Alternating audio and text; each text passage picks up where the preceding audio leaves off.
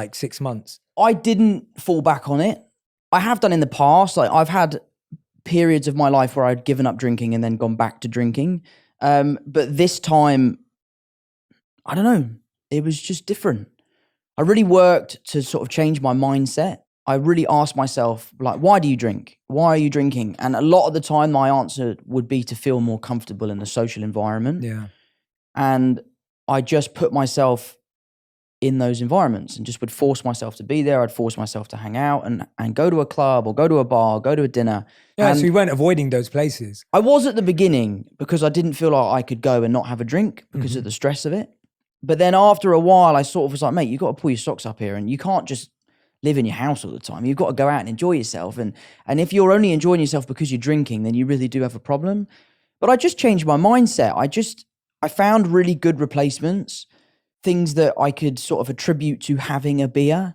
I often found with me, most of it is just the ritual of cracking something open and sharing it with friends and drinking it. Whether it's sparkling water or a beer, I don't associate, like, I don't see a difference. Yeah.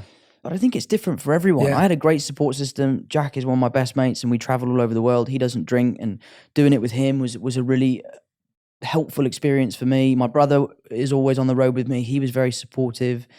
And yeah, I just really set my mind to it. I was like, I really want to do this. I want to prove to myself I can do it. Yeah. And then once I'd felt the health benefits and started really feeling like my full self, I was like, oh my God, this is the best. But do you not drink? I haven't drank for 17 years. No way. Yeah, congratulations. That's amazing. Yeah, I feel amazing. Yeah, it's incredible. Wow. It's like one of the best feelings in the world. And it's my biggest like worry when I was about to quit was like, how am I going to hang out with my mates? That was my biggest worry. I was like, my mates knew me as the guy who was like first to the game, last to get out. Like, that was me, bro. You know, the clown when I got drunk, like life of the party, kind of like that kind of guy. And then all of a sudden I decided I wasn't going to drink anymore.